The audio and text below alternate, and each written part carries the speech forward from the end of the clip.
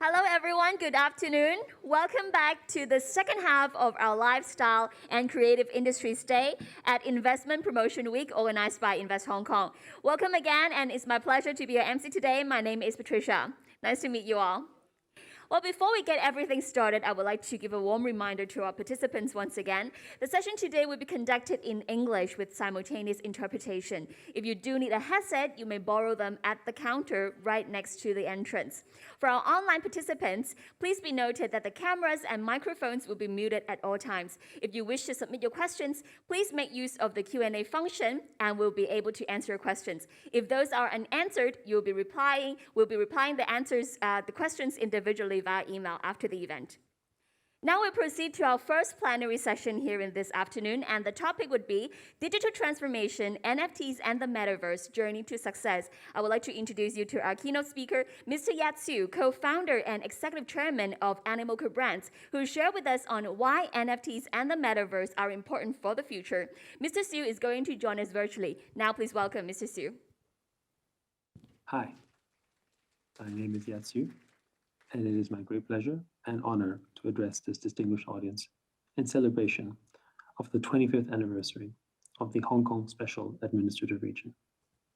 I'm only sorry that I'm unable to attend there in person. I came to this remarkable city some 30 years ago, and I've been here ever since. Hong Kong is where I started my family, where I helped to build a number of businesses and organizations, and where I grew as an entrepreneur. Hong Kong is the place that I'm proud to call home. I distinctly remember how underdeveloped the internet was when I first arrived in Hong Kong back in the 1990s. And back then I wondered if I could do something to accelerate the adoption of this world-changing technology. So I started one of the city's first internet service providers and immediately ran into a host of challenges that provided invaluable education on the finer points of business and entrepreneurship with a distinctly Hong Kong flavor. Shortly after that, in 1998, I set up Outblaze, an early cloud computing platform that back then we used to call an application service provider, or ASP. Outblaze enabled businesses of all sizes and even individuals to offer hosted internet services, the most popular being email, which back then was not a popular form of communication. Eventually, this business was acquired by IBM. I started various other businesses over the years, and all of these ventures retained one common thread: being an early adopter of new technologies to improve global inclusion, connectivity, and achieving impact with purpose. 3 decades later, that common thread is still very much in evidence in our latest and perhaps most meaningful venture, Animoca Brands, which is known around the planet for investing, building, and championing the cause of Web3 in what we call the open metaverse. You've probably heard the term Web3 by now. We are still in the early days, and I guarantee that you'll hear a lot more about it. Web3 is, in our view, the World Wide Web of tomorrow. It is based on decentralization, blockchain technologies, and, most crucially, digital property rights. Yes, that includes those non-fungible tokens you've probably all heard about. Web3 is particularly exciting because it lays the foundations for a metaverse that is open, one that respects your online property rights and its mobility, its economic freedom, its interoperability. Let's reflect on this remarkable and important opportunity. On average, the world spends around 7 hours each day online, and in some countries that number is close to 11 hours a day. For many of us, perhaps most of us, the connected experience begins right after we wake up and ends right before we go to bed. After all, just look at the relationship you have with your mobile phone. We are effectively online for much of our waking lives. There are over 5 billion people online, and more than 3 billion of them play games. In a sense, you could say the metaverse is already here, meaning a network of worlds connected by sets of social and human experiences. Some people think the metaverse has to be in virtual reality or 3 dimensions and so forth. But these are only interfaces to the metaverse, whether access through VR headsets or a simple computer screen. We already have a growing network of worlds and experiences linked by these social and human elements. An early iteration, a kind of pre-metaverse, in which we don't actually have a say or even a stake. And that is the crucial point. Whenever we spend time on online platforms or on our favorite games today, anything from Instagram to Fortnite, we create significant value for their publishers, even as we appear to be using it for free, because we give them data derived from our attention. And data is the world's most valuable resource. We use such products mostly for fun and social purposes, but in reality, online platforms serve as vast farming operations for the data that we produce and its valuable data derivative. The owners of the platforms and games extract that value from us and keep it inside their walled gardens and don't share it. Facebook, Google, or even game companies like EA or Activision Blizzard, and many of the other world's most powerful and successful companies do this as part of their standard operating procedure. We, the users, are effectively providing free labor that makes these closed platforms even more rich and powerful. We have been effectively digitally colonized in this world of Web 2. Consider this. What would the value of any of these platforms be if we suddenly stopped using them? We, the users, are the true source of power, and yet you are not fairly or arguably compensated at all. Web3 can change this. So why do we think that Web3 and the metaverse are so critically relevant to the future of Hong Kong? Well, there are some interesting parallels. In 1945, Hong Kong's population was only about 600,000 people, and today it has a population of almost 8 million. The city boasts one of the top GDPs per capita, and despite recent turmoil, has a world-class economy. This is all fascinating, and we all know how successful Hong Kong has been. But what's really interesting is that Hong Kong, with its considerable achievements and global stature, has no natural resources to speak of. No oil, no gold, no meaningful agriculture. It would appear that something has been created out of nothing. Well, not exactly out of nothing. The most important resource that Hong Kong benefited from was its people. The city's influx and diversity of immigrants during its modern history represents massive human ingenuity and creative capital.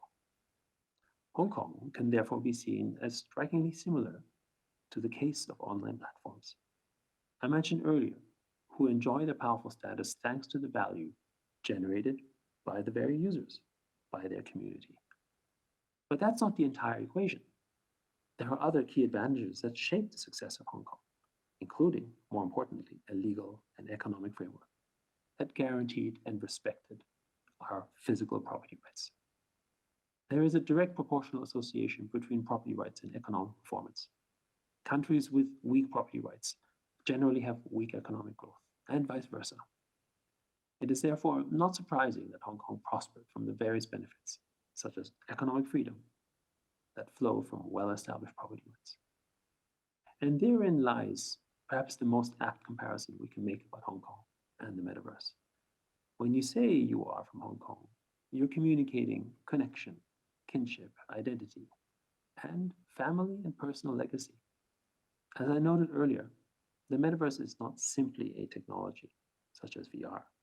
The metaverse, or perhaps even the pre-metaverse of today, is a social and human place that is home to our online identities, to our digital selves, and to the data that those identities and time generate. Of course, as noted earlier, we don't actually own any part of that digital experience in its current construction, in this pre-metaverse. Whereas Hong Kong, in a physical sense, has some of the best property rights in the world, and we own that. So how can the stuff of the metaverse become ours in the same way that Hong Kong and the stuff of Hong Kong can be called ours? Property rights economic freedom, and the creativity of its people made Hong Kong successful. It will be the same in the metaverse, powered by Web3, because Web3 technologies finally make it possible for anyone to enjoy property rights over their digital selves, their digital assets, and their data. True digital sovereignty. Right now, digital property rights are available to anyone who wants them thanks to non-fungible tokens and the blockchain. These technologies provide a framework that unlock effective ownership and thereby economic freedoms for digital assets in much the same way as property rights unlock those benefits in the physical world. The technological foundation to provide true digital ownership is already here. And this is very similar to Hong Kong, which has often been named one of the freest economies in the world. And that makes Web3 incredibly important for the simple reason that in Web2, we own nothing. Your Instagram account with millions of followers is not yours. Your app that you launch on the App Store can be removed without your consent at any time. Every time you launch an app, you need to seek permission to do so. Over $100 billion was spent last year purchasing virtual items and games that you do not own. And they are forever locked within the walled gardens of only that game. You can't move them, you can't utilize them outside of the game, despite the fact that you actually purchased it. All of the value that you generate or purchase online through gaming, social, commercial, or other activities, and the data that it derives, the value that's derived from your data, none of it actually belongs to you. Human ingenuity, creativity, and behavior are being farmed by online closed platforms to the extent that they know more about us perhaps than we even know about ourselves. Value extracted so heavily that we have become digitally dependent on this arrangement. In the Web2 metaverse, we don't own, we rent on a permanent basis. We rent temporary experiences from data kingdoms and we pay with our time, effort, money, actions, our very presence, our very sweat. This will change as Web3 frameworks become more dominant, forcing the major platforms to contend with actual digital property rights. The metaverse of tomorrow will be open, and its first seeds can be seen in today's initial wave of decentralized worlds, such as the sandbox. Building the open metaverse is like constructing a new economy. We, the very users of this brave new world powered by Web3, are now in control when we have ownership. We can, if we collectively choose, mold a system that emphasizes fairness, a more equitable kind of capitalism that is more inclusive and where opportunities are available to all, and where the creators of value, the creative capital, is fairly rewarded. Hong Kong's experience and identity align perfectly with the open metaverse. Humble beginnings, a work hard ethos, a framework that enables opportunity, cultural diversity, creativity, and a strong financial basis.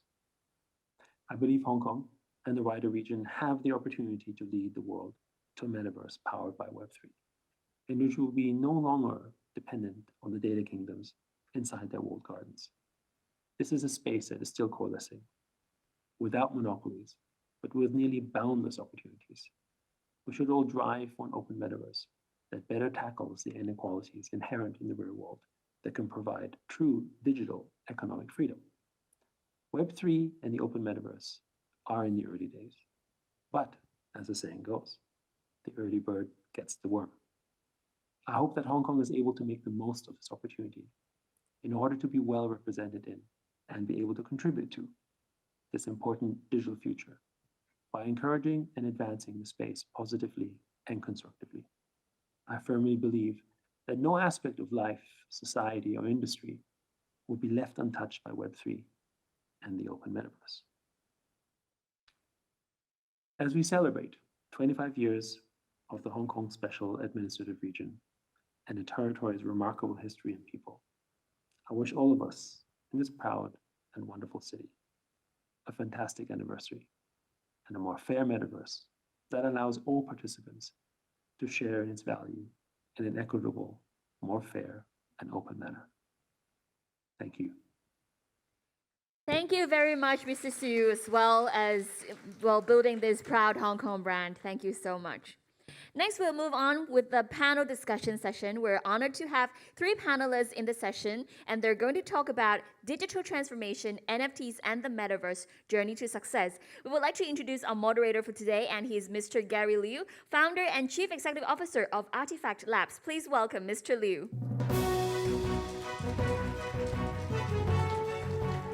And right now, Mr. Liu, over to you. I'll let you introduce our panelists. All right. Good afternoon, everyone. Glad that we got everyone back from lunch break. It's good to be here. It's so great to have in-person events of this scale and of this importance back in Hong Kong. So thank you so much, Doris and team and Invest Hong Kong, for not only putting this together, but also inviting all of us to share our thoughts. Now, throughout today, we have and will hear from Hong Kong's leaders about the development of the creative and cultural industries in our city.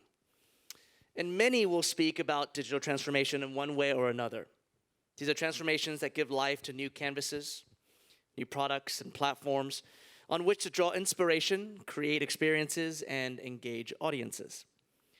But I would argue that no technological frontier provides more compelling opportunities for the creative world than what we are about to talk about, which is Web3 and the Metaverse. That said, I must admit that this panel title is a little bit misleading. Digital transformation, NFTs, and the Metaverse, journey to success. I'm not sure that any of the panelists up here today, nor I, can yet describe a journey to success. But we will attempt to at least provide the first few steps of the journey towards success, especially here in Hong Kong. Now today, we get to unpack and explicate on Yat Siu's insights with a panel of Hong Kong's foremost experts. So let me introduce them one by one. First, we have Mr. Francis Balin, who is the president of Christie's Asia Pacific. He will be on the screen behind me. He's dialing in from Singapore. Hello, Francis. Hi, Gary, and hi to everyone. It's good to see you. Next, and if you wouldn't mind coming out on stage, is Mrs. Jillian Howard, founder and global fair director of the Digital Art Fair. Welcome, Jillian. It's good to see you. Yes. Digital Art Fair opens today, right? Excellent. And then finally, we have Ms. Farida Kasamboy, apologies, Group Digital Director of Pico Group. Farida, welcome. Well, it's very nice to have everyone here today, and Francis, thank you for joining us from Singapore. Before we start, I want to just offer up some important terminology disambiguation. Now, Yat already, in the masterclass that he just gave us, mentioned several of these terms that I think, unfortunately, we mix together, and we use interchangeably when they're not really interchangeable. So, there are 4 terms I want to make sure that we're all on the same page with and disambiguate together. First is blockchain. Now, blockchain is an underlying technology. It is a distributed ledger that allows us to immutably store information. The way that it works, very simply put, is that there's a bunch of machines that agree that something is the truth. And because there's a bunch of machines that do that, the more of these nodes that exist, the more secure that consensus is. Having blockchain gives rise to this entire new world that Yat just kind of introduced in the video. The second term is Web3. As Yat mentioned, it is a decentralized version of the internet that we think is going to be the internet of the future. The only reason that's possible is because blockchain is powering this internet. No longer is information distribution and asset ownership centralized in big companies like Google and Meta and Amazon and Twitter or Alibaba and Tencent here in Asia. But rather, it is owned by an open marketplace and by individual users. Then we have non-fungible tokens, NFTs. NFTs are a certificate of authenticity, literally a block of code that proves the ownership, the provenance, and the scarcity of any digital asset. This will come into play in what our panelists will be talking about in just a minute. And then finally, the Metaverse. Everyone, you ask 4 people what the Metaverse is, you're going to get 5 opinions. But really, what it is a digital world where unique digital identities can exist and where each of us as individuals can own and have full control over our identities, our data, and our assets. Now, with that out of the way, let's actually hear from our experts. Let's start by talking about the digital transformation that has nothing to do with Web3, but just Web2 digital transformation in each of these traditional industries over the course of the last few years, especially driven by all of the experience changes that COVID has brought into our world. I want to start with Jillian and the art world. Now, COVID, of course, made it extremely difficult to put on art fairs. And you started your effort in the middle of COVID. Congratulations to you. It made it very, very difficult for people to gather around the world to talk about creative experiences. What has happened in the art world over the course of the last few years that has led to this massive explosion post-COVID of interest and creative growth? Hi, everyone. So your first question is what happened during the pandemics. Fast forward before the pandemics, the art world, the traditional art world, we had actually talked a lot about how do we get more sales online. Like we're talking about Web2 website like RC or different auction houses then starting to do more online sales. So that was before COVID. During COVID, we all recognize that there was a certain period of time, about 1 to 2 years, that no one actually get to go anywhere, especially for art fairs or events or artists that are trying to put up exhibition. It was extremely difficult for anyone to do any creative work. And for most of the artists and galleries, a bunch of really creative people sitting together and thinking about, no, we are at a situation that we really need to turn it around and start bringing people in there. And that was the time when NFT sort of boomed. And Francis will tell you that the amazing people sales that actually kind of got everybody's attention. It was like, oh, wow, that was a way to sell art called NFTs. And I guess Christie is the first one, kind of like make everybody okay.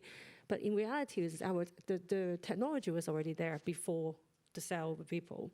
But during that time, then we realized that artists and our creative industry realized that there are so many different ways to continue the creative work without the physical presence. NFT is one of them, and the other ones are virtual reality, the goggles that we put on, and the technology is so advanced that we can even hi-fi people in there. The augmented reality, meaning that like you're looking at something that is not there, but you put on your phone, you can then see it. There are also other ways that people trying to, I guess we stay at home with the screen, virtual reality, AR, all this technology that fascinated artists and creatives to try to adopt to it and try to make a way out of the pandemics and just make things happen for the creative industry, because not just art, I would say music, entertainment, gaming, what Yat was talking about, is start having a new generation of artists to say, let's do this. And that's how it all started. And you mentioned Digital Art Fair was founded during that time. I had a very similar experience with most artists out there. It's during the pandemic, I was researching about, okay, I want to go on a virtual reality. And then I kind of dug myself into a rabbit hole. And then fast forward, and then Digital Art Fair happened. So let's do AR, let's do VR, let's do NFT, blockchains, and all this technology then make what Digital Art Fair so special is because we integrated a lot with different technologies and different brands like Animoca. We worked with them before and try to understand how do we bring technology into the creative world. And we actively do a lot of research on how can we adopt more technology. We are not the developers, but we are the one that will talk to different brands, artists, galleries, to explain to them, these are the technology available currently in the market, and you should look at them. So yeah, it was not easy last 2 years, but pandemics have definitely brought a lot of us closer, because these days you would go on LinkedIn and you would go on whatever channel that you have or emails and Zoom, then you can meet a lot of people via that way, and it was unlikely it was that easy before pandemics. Well, thank you, and congratulations again on the incredible success in just 1 year of Digital Art Fair. Looking forward to this year's iteration. Francis, now the auction world is I think most people would agree, a very traditional business. And Christie's is not only a name brand, but an old brand. Yet, your company has changed quite a bit in the last few years. The way that auctions now happen, the way that you now express sales and ownership has pretty fundamentally changed. Can you tell us a little bit about that change? Sure. Look, I think as you described it, Christie's is over 250 years old, so obviously there's a bit of tradition attached to the brand. And I remember before the pandemic in 2019, we hosted a conference. Actually, Yat was one of the speakers. It was on art and tech, and we're trying to explore how these two worlds that had so few areas where they overlap, how these two worlds actually are converging, and how that digital transformation is likely to impact our business. And fast forward to 2022, when we look at 2021, just last year, which was still right in the middle of the pandemic, we had record results in Asia at Christie's. We sold over $1 billion worth of art in live and online sales. The participation of our clients across the global sales room has been the highest we ever had, with close to a third in value. And this with most people not being able to travel. So you've seen collectors around Asia being able to enjoy objects being presented in our sale and transact without being able to visit the exhibition, look at the painting in situ. And that speaks for the magnitude of the digital transformation that our industry has gone through. Because fundamentally, we do two things in the auction world. We present objects, so we curate the sales, but we present the objects that the sale is made up of.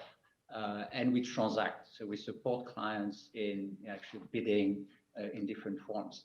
And across these two main pillars of our value chain, we've seen fantastic transformation. On the presentation, I mean, some of the examples that Jillian was mentioning earlier, we've seen much more enhanced visual experiences, digitalized physical sales room.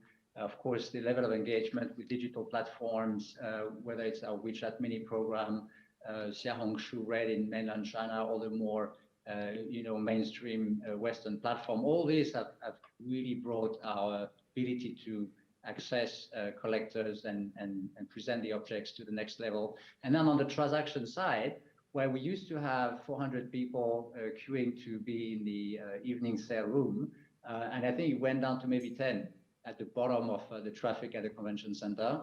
But that was okay, because we had 20 cameras in the ceiling, a whole live streaming production facility, and we could live stream to over 12 million viewers last year in 2021 across the world. We could do things we hadn't done before, which is to add other sales sites like New York and London to tune in into our sale. So I think the transformation has been phenomenal. It's extremely exciting because we can see how finally these two worlds really converge, and how the touch points between technology and art are becoming multiple, multifaceted, and impacting not only the way we've been operating in the past, but definitely redefining the standards of what our industry is going to be in the future. And I'm sure we're going to talk at some point about NFTs and the Metaverse. And we will. Stay well. Absolutely. Thank you so much, Francis. Now, Farida, speaking of presenting physical things, which is what Christie's business is, for you guys, it's presenting physical experiences. So for Pico, the last few years cannot have been easy. What has the transformation for the experiences and events business looked like at Pico over the course of the last few? Right, thanks, Gary. Hello, everyone. I think, as a Chief Digital Officer for Pico, such a, more than 5 decades long company, if you know Pico, you actually realize that Pico does a lot of physical events. And then I was hired 4 years ago, so before the pandemic. So as a CDO, I have 2 major tasks. The first one is to look at the internal infrastructure, the digital legacy system. I replace all of them, and then I hire a CTO. I'm the first one in a company to hire a data analyst. So we fixed the internal digital operation. And then I guess, in a way, when I look at the COVID, it's actually a blessing for my role because it's actually pushing, not just internal people, but I guess it's also clients they need to force to think about, what is digital means to their daily operation. So externally for us, of course, when the COVID hit, it was very difficult. But because we were way ahead in terms of ensuring the internal business agility and also the business continuity with the system that we install. So that is actually saving a lot of travels, and also we pivot to a lot of virtual events. But having said that, I think all of us now live in a multiverse. It's not just a metaverse. There's like the physical, there's a hybrid. Then later on, you talk about the metaverse. So the second digital transformation that we want to bring in value to our customers and also the brand owners is how are you going to measure the experience? Because if we are provoking the experience design, but we cannot live in the virtual world or metaverse for 24 hours. There's still physical events or the retail stores that we go to or the auto show and etc. Then there's only one thing that travel all these different verses is how you measure the experience. And if you talk about digital and you don't talk about data analytics, then I think you're only in the outer space. So therefore, over the past 2 years, I'm lucky enough to create this proprietary measurement, which is what I call EXQ, the IQ of experiences. So yeah, I would like to share later. Amazing. EXQ. We have to rank this event by EXQ later, and I'm sure it'll receive high marks, Doris.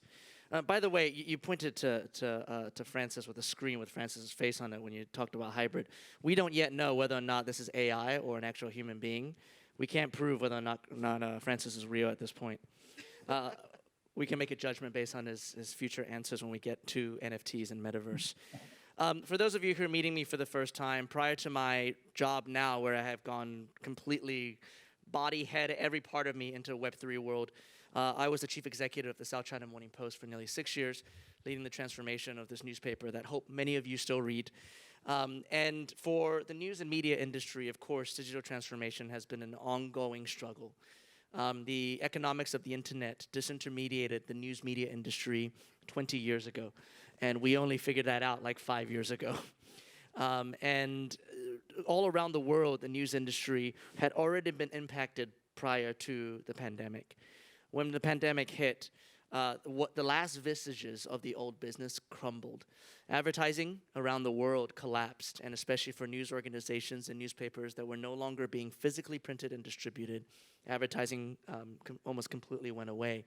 And advertising revenues were by far the largest proportion of revenues for the news industry worldwide. For the South China Morning Post, that was also the case. We were very much exposed to local print advertising revenues.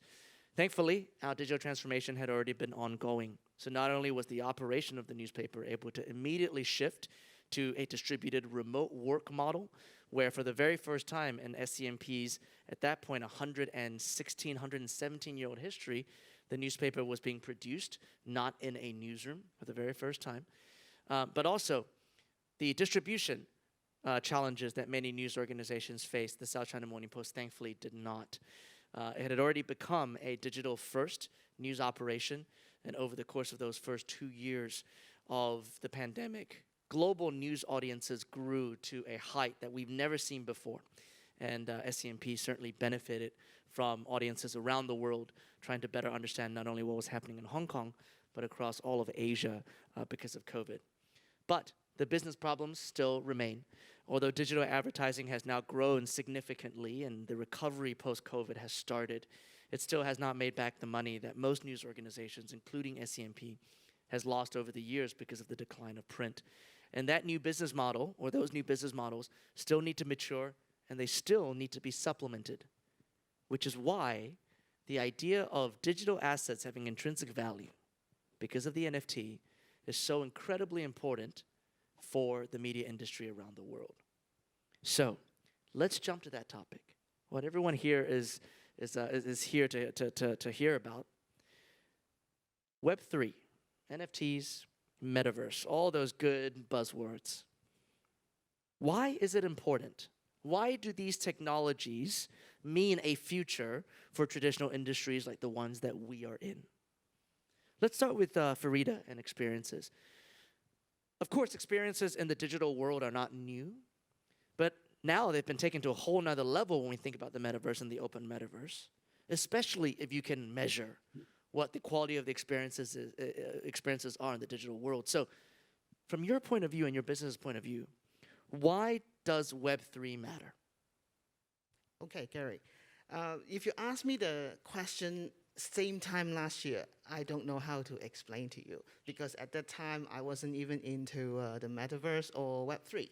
But things have gone so quickly that over the past half year, Pico in China, we're actually doing a joint venture with China Unicom, and we created our own metaverse called Yaoland. So to share with all of you this experience, because I think, as you know, China cannot really trade the NFT, for example, and their version of a metaverse will be different.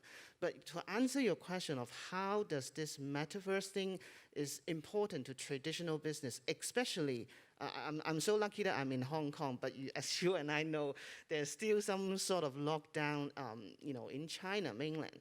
So then metaverse is quite important, no matter it's a Web 2.5 or Web 3 experience, because based on our experience for the Yaoland metaverse, the fact is there are so many brands, no matter it's the foreign IPs, like we have our clients from United Kingdom, the National Gallery of London, they represent their own IP in our metaverse.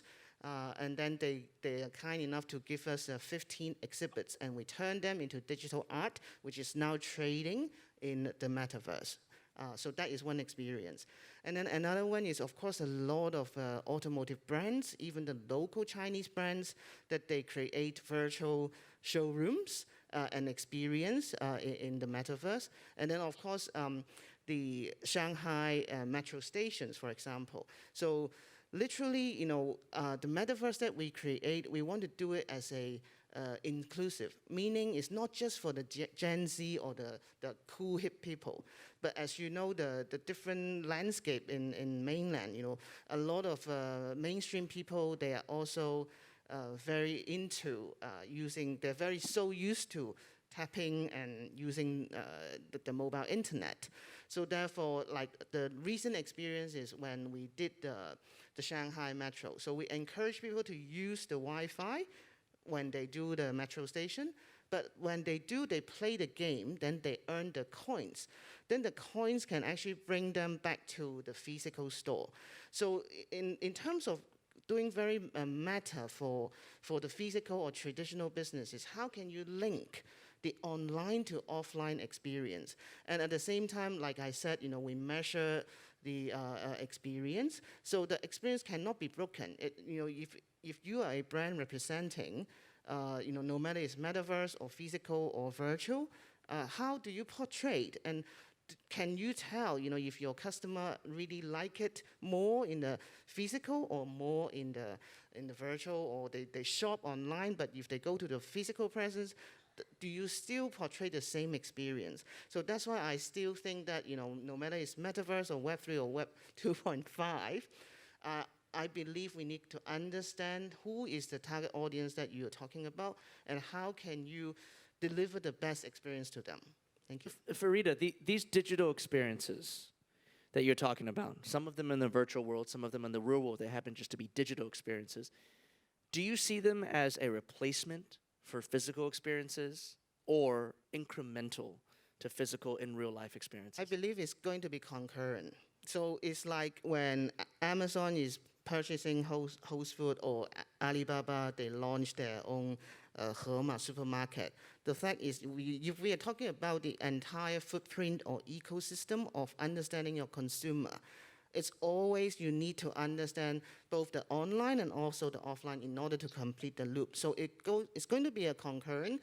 Sometimes you can, lie in your bed and make a decision to purchase a product, but maybe you actually go to the physical store to touch and feel first. So I think delivering the experience, even coming to conferences, now we're seeing a screen, but we are also having a physical.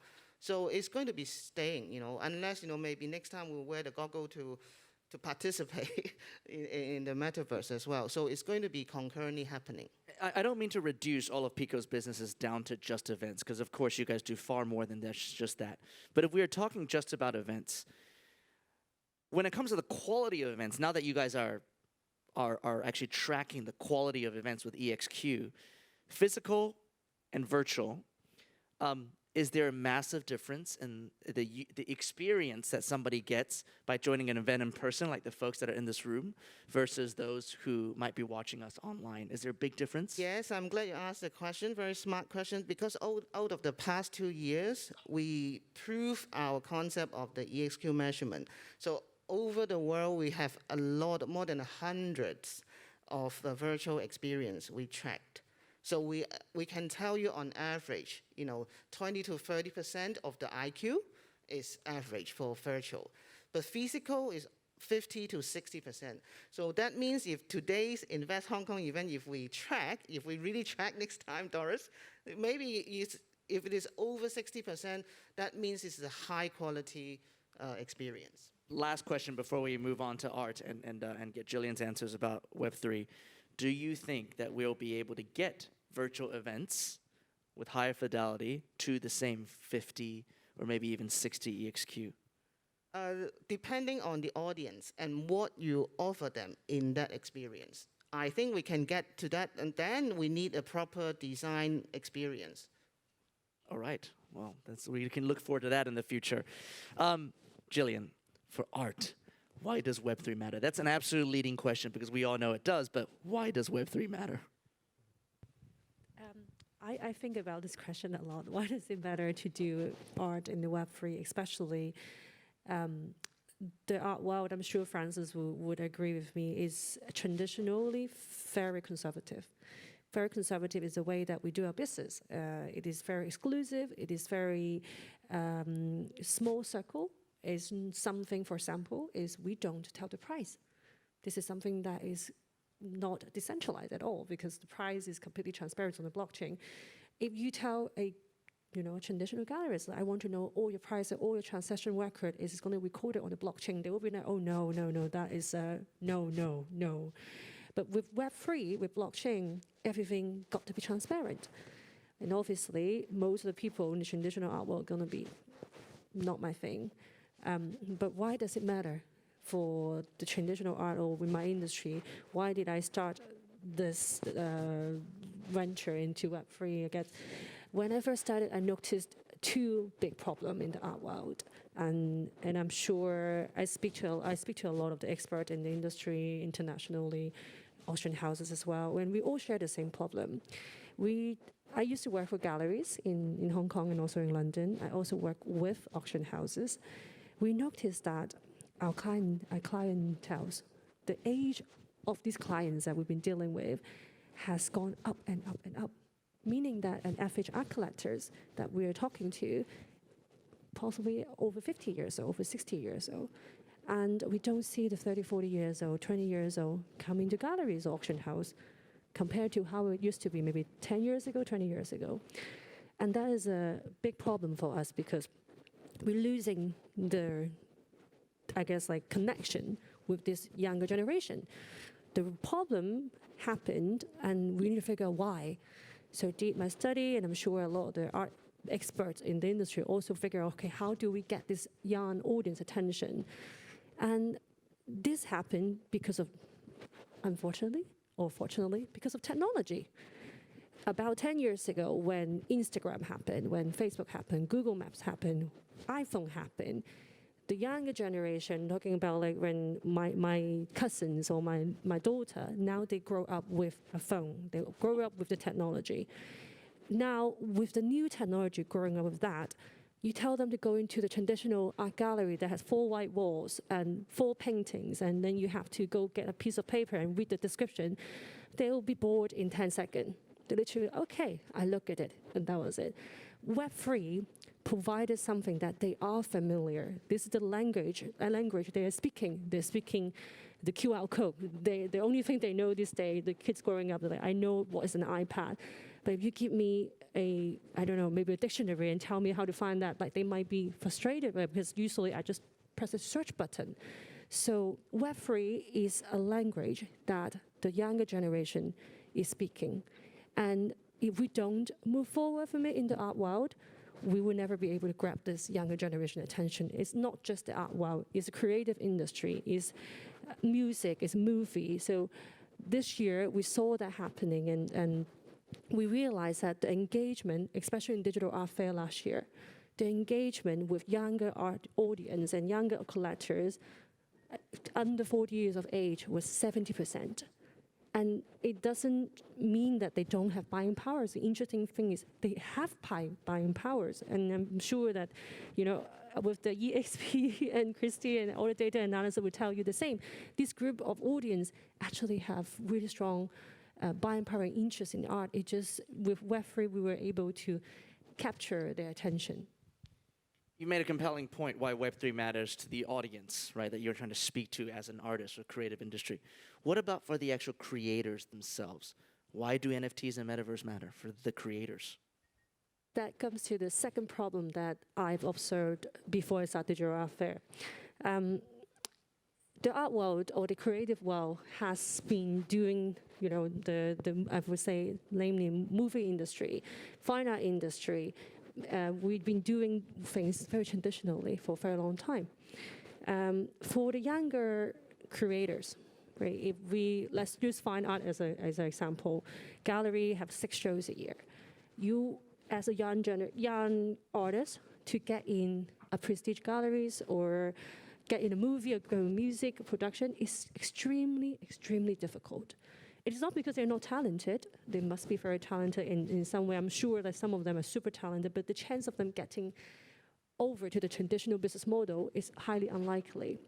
Web3 has opened up a lot of chances, a lot of doors for talented artists to be able to put the work there without needing, I would say, a centralized organization. They can go on OpenSea and the work. They can put up the music on different platforms, the music platform these days. So it gives them a lot of opportunity and a lot of freedom to do what they want to do before Web3 happened. Thank you, Jillian. All right, Francis AI. Let's talk about ownership. Christie's not just about art and assets, but really about ownership. It's about provenance. It's about preservation. So why do NFTs and the metaverse matter to all of those things that Christie's cares so much about? And I'll ask the question that everyone here is wondering up front. Why on earth was that Beeple picture worth $69 million US?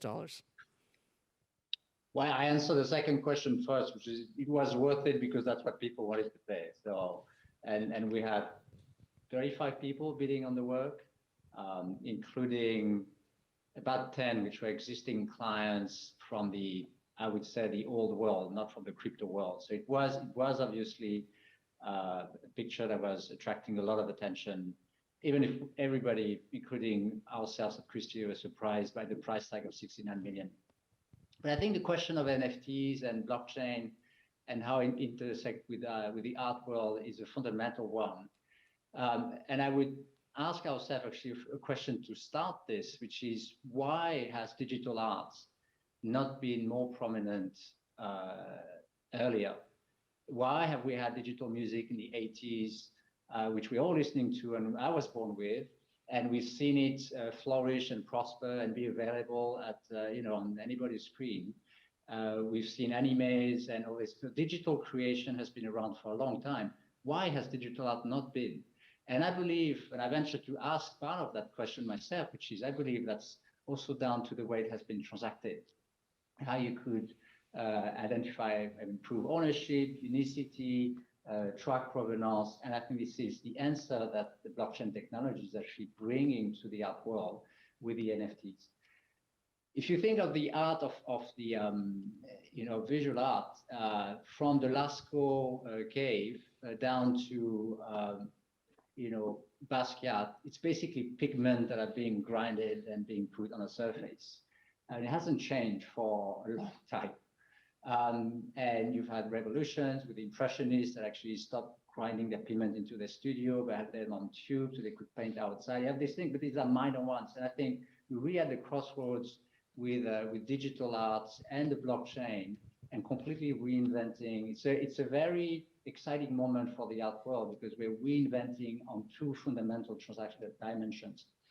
The first one is we're fully empowering digital arts across a whole range of media, because it's not just paint on a canvas, it can be mixed with a physical object. You can add music, you can put it into a room, so it's a physical experience. It can be something that you put in the metaverse, in the gallery. So there's so many different objects that can be created and the way they can be enjoyed. Because you have the blockchain and you attach NFTs to these objects, then you can secure ownership, unicity, provenance, and all of a sudden they become not just a creation, but it becomes a creation that has a market that can be traded. And the second big dimension that I think is fundamental change is the smart contract that is attached to it. Today, when you transact art, you basically get a certificate that you bought a painting and that you are the owner of that painting, and this is it. The smart contract that the artist is attaching to the object is opening so many different horizons of what you can do. Look at what the Board at Yacht Club has done, where you own one, you get an avatar, you own one, you get coins. With the coins, you can buy land in the new metaverse is being created. You can factor into this royalties for the artist. You can do so many things that the traditional way of transacting would not allow to be done. So I think we will, I'm very excited, and I do believe that there will be a lot of creative power that has been channeled primarily into the more traditional way of creating art, so more the paint on canvas. I don't want to be too reductive. I think there's a lot of that power that's being creative power is going to shift into digital, not because the digital means are new. They've been here for a long time. It's just because now they're fully empowered. And in addition to this, you will see that the way these objects are being traded and the communities that they build is something that's going to be extremely new, thanks to the smart contracts that are attached to the token. So I think we are, with these two fundamentally new dimensions, we are opening up a lot of exciting moments for the art world and the way it intersects with technology. Francis, I'm excited that you feel so compelled by the digital canvases that we have now and the intrinsic value that is available to digital art because of NFTs. But you're speaking, at least what you just said, a lot from the creator's point of view. As you mentioned, things have worth because there's somebody else, the counterparty on the other side, saying this is worth something, right? So let's talk a little bit about the buyers. I also see Christie's very much as an educational organization. You do so much to teach buyers and people around the world who are excited and interested in art about what art is worth and why collection matters to preservation. What kind of education is Christie's now doing to help more buyers understand digital art, help more buyers see value in NFTs? Frankly, if you are doing that education, what are you telling them? Yeah, I think it's a fundamental definition of what we do. I'm excited about the blockchain technology and the digital world because I see it as a fantastic empowerment of creativity. The more exciting the objects are, the more our job as an advisor, as an agency to help transact is meaningful. If we didn't have these amazing objects, if we didn't have these Monets, these Picassos, these Richter, then who would Christie's be? We need this, and we need it to continue to flourish. On the other hand, we also see it's a completely new world. Even you made that remark at the opening of the panel. It's like we're figuring things out. There's so many opportunities, and it's daunting. And we're all trying to play our role to walk people by hand, transforming our own organizations as leaders of our businesses, our communities, just to make sure that we bring one step closer to what the future is going to look like. And we see ourselves as Christie's as fundamentally not selling art. We are empowering collectors. we are here to present the best of the art world, regardless of the period, from antiquities to classic art to modern to contemporary or in luxury. And we had to empower collectors to make their own choice into what they want to collect. And in that mission, of course, we want to curate the best possible sales. We want to have exciting objects being presented. We want to create dialogues between artists and influencers, so that when you look at a Christie sale, you feel like, oh, that's really interesting. I never saw a Zawuki next to a John Mitchell, or I never saw a Richter next to a Pollock. So we explain art history also through the curation of our sale. And as the art world is evolving, as the art world is becoming more digitalized, then of course we saw ourselves as it's part of our mission to sell these people work and the NFTs, because it's part of the 21st century art. And by doing so, you can expect that we had a lot of questions. So there's a lot of one-on-one work being done with our collectors. When people sold for 69 million, I had a lot of calls, of course, the next day of existing collectors asking, but what is it? What is an NFT? Please come to my home. Let's have a coffee. I want you to tell me, should I buy an NFT? And then, of course, the first thing I had to do is to try to figure out myself exactly what is it that we're talking about. So I had a steep learning curve. But we have Christie's Education, which is a series of programs where we help through conferences collectors to better understand what collecting means. We have, of course, all our teams of specialists and client advisors who are engaging with collectors and explain the objects. And they would explain NFTs as well as they would be explaining, classic, modern, or contemporary art. So it's part of our mission. And ultimately, what we see ourselves is as, players in the ecosystem to empower collectors in their choices. Well, thank you so much for that, Francis. On the media side, actually, our panelists already really said what I wanted to say about NFTs and media. But to put it simply, what NFTs and that certificate of authenticity on the blockchain means for media is that digital media now has intrinsic value, whereas before I had none. In effect, when we used to publish any picture or article or video online, it became immediately infinitely replicable. And every single copy of that asset is exactly the same as the original copy. And because of that, everything went down to zero value. But with the NFT, it doesn't matter how many times it's copied, there's always going to be one original.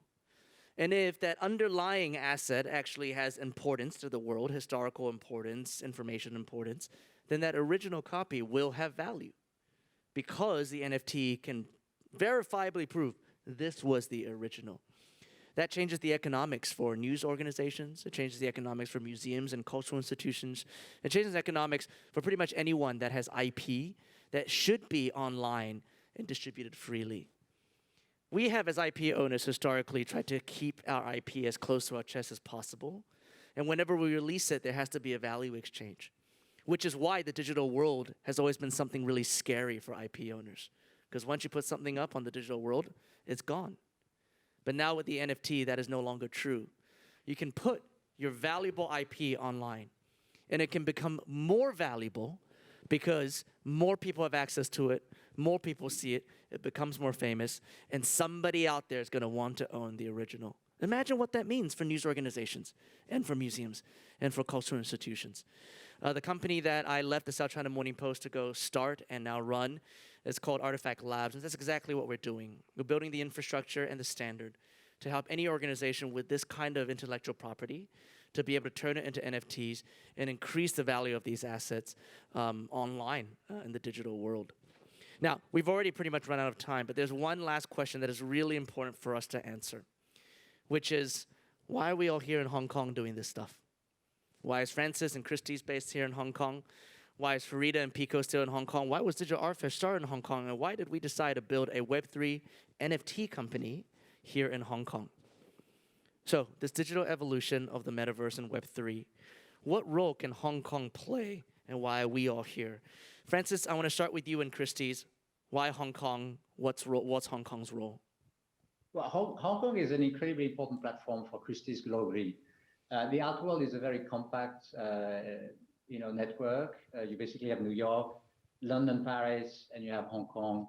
Hong Kong is where we've historically been consolidating ourselves for multiple reasons, from free flow of capital, people, merchandise, the tax regulation, the rule of law for businesses. And increasingly, we see the ecosystem of art with the West Kowloon Cultural District, the priority for the government to support art and culture, GBA, which is opening up the catchment area for Hong Kong. I mean, all these things matter tremendously for our industry and for Christie's as an auction house. And this is why, and it has nothing to do with Web3, this is why we have announced last year that we will be investing in a brand new headquarter. We're taking 50,000 square feet in the Anderson at the heart of Hong Kong in Central to have a whole year-round program of events from January to December. It's a major step for us, and it is in Hong Kong, and we absolutely committed with a 10-year lease that this is the right decision to make. We think that Hong Kong, in its role when it comes to the digital world, will also be extremely relevant for us, but we think we do in Web3. But first and foremost, I think our decision to invest in Hong Kong is more of a Web 2 than it was one of Web 3. But I think being on the panel at Invest Hong Kong, I can't help, saying again how much we are proud of being able to be based in Hong Kong and how convinced we are that the decision we made to invest here was the right one. Well, thank you so much, Francis. Jillian, Digital Art Fair. You founded it in Hong Kong. You're basing it still in Hong Kong. Of course, I'm sure you want to expand around the world, but why is this place important for global innovation in digital art? First of all, I'm born and bred in Hong Kong, so like this place means everything to me. With Digital Art Fair, I think since we are doing something that is completely new, is no one actually in the world run any art fair that included all the technology I talked about earlier. There's no place better than Hong Kong to find any sort of vendors and artists who knows what I'm talking about. For example, building an immersive room needing a big team with special effects, talent, movies, directors, special effect directors. And in Hong Kong, we have a pool of talent of those available. And the other blockchain, for example, there are so many big companies that are based in Hong Kong and other foreign companies that actually choose Hong Kong as a base because of the financial advantage and the tax, special tax arrangement for it. So we find that it's one of the most open-minded place in the world, especially in Asia, to welcome business like ours in the Web3.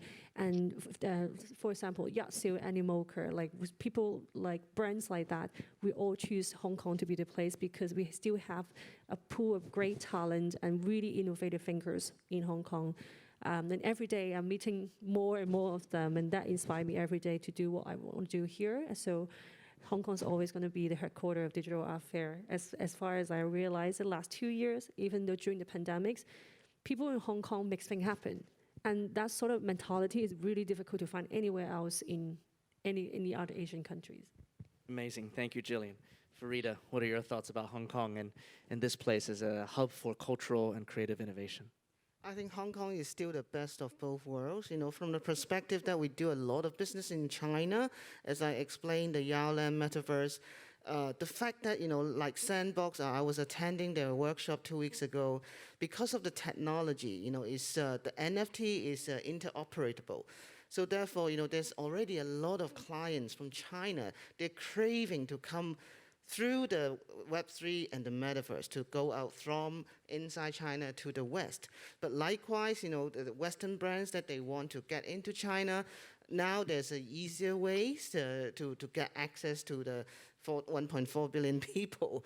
So, and then because of the creativity and innovation that we have in this land, I still think that we are so blessed, to live and work in Hong Kong. I love that, Farida. And finally, from my point of view, I have believed for quite some time that Hong Kong can and should be one of the Web3 innovation hubs of the world. And there's several reasons. One of them, Francis already mentioned, which is the legal system here. The ability to protect intellectual property in Hong Kong is, it's extremely special. But on top of that, there are three other reasons I want to submit to this audience why Hong Kong should be the Web3 innovation center of the world. Number one, it requires a lot of capital to build the next version of the internet. And Hong Kong has that capital access, has the financial infrastructure for it.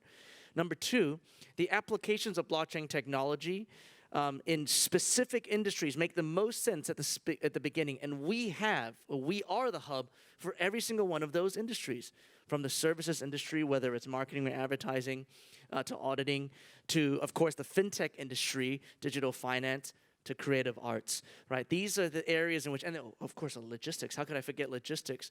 These are the areas in which blockchain technology application make the most sense. These are the industries that make Hong Kong truly special.